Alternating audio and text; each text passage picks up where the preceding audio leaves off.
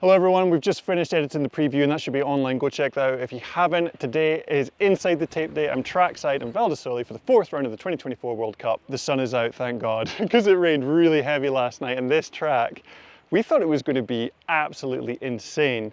And granted, it was a little bit wild this morning and potentially is still wild down in the trees, but the sun is drying it out really fast. The conditions here are almost perfect now, and we're going to definitely get some insane riding this afternoon with the A practice, with the track drying out, so it's going to run real fast.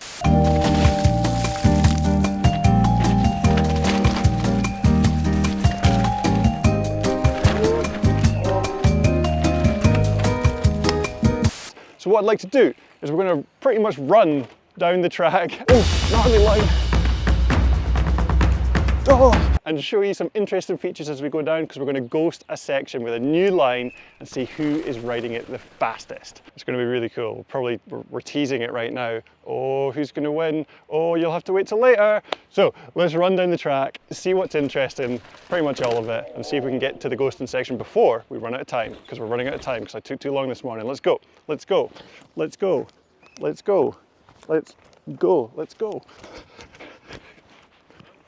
Yo, this section up here is insane. The speed you can go on it is a lot higher than your brain can process the information, because there's like so many things that come at you. It's like compression, compression, root, compression, and it just comes like super quickly. So you have to try and not focus on the little things and just pick out the markers on the crucial bits so that you just stay going the right way, because it is easy to go the wrong way, hard to go the right way, and also watch out for that root. Watch out for it.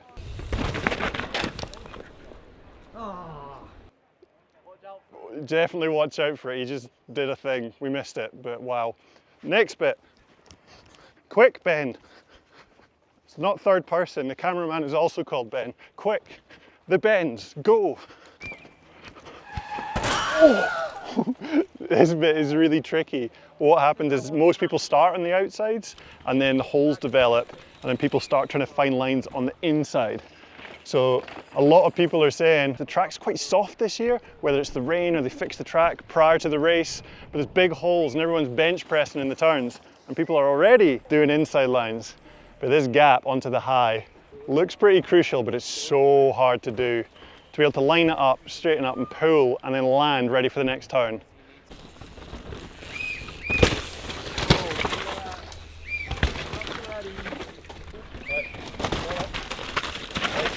Get our braking done just around the rock. Okay.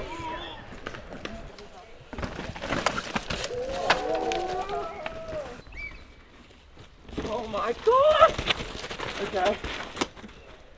Gnarly. Oh, no, it's this way. Oh my God.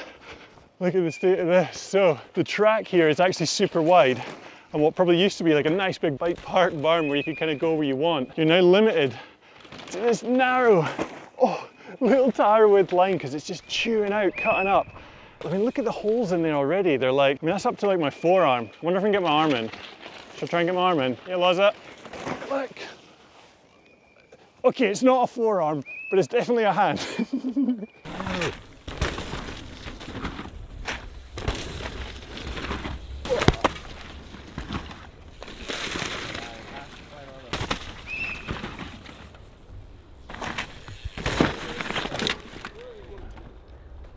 As it dries out, the edges will become really defined and then they'll get dusty and then they'll actually smooth out. It'll actually get better as it gets dusty, but it might rain again tonight.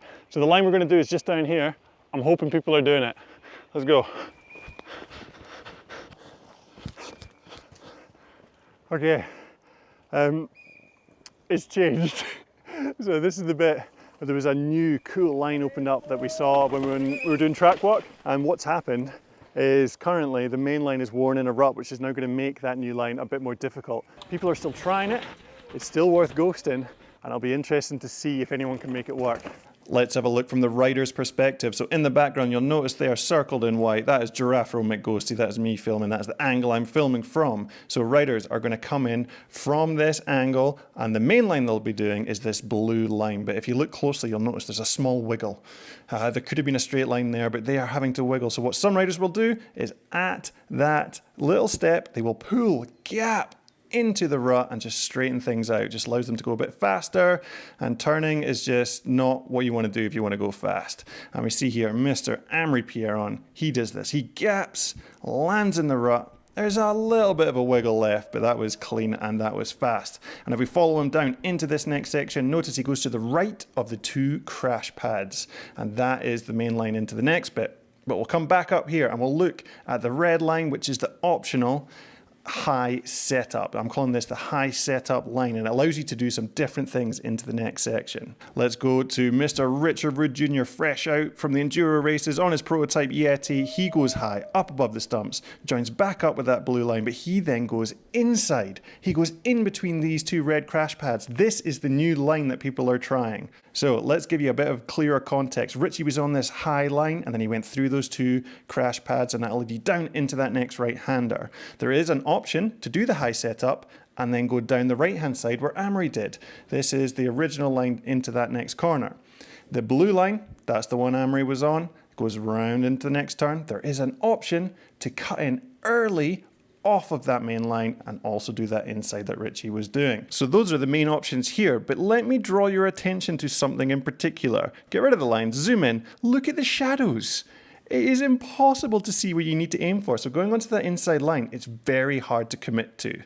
So back to Amory. Notice he goes right of the 2 crash pads, down into this berm, hooks around the left-hander, bit of a shark fin, drops out into the next corner. And to make this really clear for you, here is that blue line. That is the main line around this corner. You jump out and then round the right-hander. There is an option to go a little bit inside, and it has a wider patch of grip to hit, whereas the original main line is very narrow. So if your balance is off, even by a little bit, you can wash that front and have a bad crash like old Greg here. Oh, it's not like old Greg like Greg Menard. It's old Greg William. That's just what we call him. It doesn't matter. Next, so Richie, he is on that inside line. You can see he slots in between there, straightens up, gets off the brakes, carry the speed down to the turn. But then look, he goes inside of the main line in that corner. So that wide line sets you up super wide and allows you to inside it. So most people that are doing this inside are following that shadowy, dark right-hand rut in the berm. But Richie went just inside of it and he made it work really well. So those are the lines that people can do. Let's ghost them, see which works. First up, we have Loris Vergier. You can see he comes in, he gaps in, he's on the standard line, round, main line around the corner. Nice and simple, but very quick. We're going to put him against Thibaut Deprella, who goes around that first corner, so committed, and then he goes slightly inside on that outside line. So let's see if those 2 lines make a difference. So coming into the section, it looks like Loris is already in front because Deprella overcommitted to that turn. So coming down into the corner, now they're going to brake check as they go over the crest. And you can see, look, Deprella has turned in a little bit more than Loris, and Loris is still out in front. But let's see, does this inside line allow him to carry more speed? He definitely jumps further out of it, and coming into the corner, it's actually really close. Going around the corner, they come out of it. And Deprella was catching him, but it's going to be 0.03 to Loris. But I think Deprella would have caught him down that next straight. Now we have Amory Pierron. We saw him earlier, gapping in. Classic wide line. He was actually faster than Loris on that wide line. We're going to put him against Troy Brosnan, who was on this high option and into the main line. He was so quick. We all thought he was the fastest through there, but let's actually check. So, coming out the corner, Troy swings up high as Amory goes down low. Troy was so fast up into there. And as they filter back together again, they're neck and neck. Their front wheels are in the exact same position as they come down into this turn. So actually, the line's not going to make the difference. It's who gets this corner the best. And it's still neck and neck into this right-hander. Round the corner. And look, Amory's accelerating. It's like he twisted a throttle and takes it by 0.09. Troy must have braked just a fraction more into that right. And here comes Loic Martin, and we were super excited, so let's listen. Inside. Yeah. Do it. Do it. Yes. Do it. Do it. Yeah! That was a clean gap over the rut into that inside line. That would look really good. And now we have Richie Rude. You saw him earlier. He goes onto that high line and he gets super smooth into that inside. Barely speed checks up and then he insides the corner extremely quick. Let's compare the two. So as they come around the corner, you can see Richie is already way in front. So the exit speed out of that first corner is super important. So even though Loic gets that gap over the rut, I mean, Richie is so far in front. So Richie's accelerating now. He's heading down towards the next section. He's going to hit this right-hand corner and he's going to shoot out of it when Loic is just miles behind. There's nothing he can do. Even though he rails around on the sweet spot of that corner, it's going to be a big gap. It is 0.71 to Richie. Now we have Amaury Pierron and Richie Rude. So Amaury, he's so quick into that main line. Richie is up high. Now, is this shorter inside line going to make a difference? It's so dark in there. Richie spots his line. He gets through the trees as Amaury is on the outside. Look at the speed Amaury's carrying around there. I don't know if Richie's going to be able to do anything. Amaury's just going so quick. But look, Richie's going to go on the inside. No, not a chance as Amaury takes it by 0.59. The conditions were just not lending themselves to that inside. So the ghosty of the day is going to Amaury Pierron. The big man from France, back on the box, top of the ghosty box with that camera guy in the background scoping out his butt. What a guy.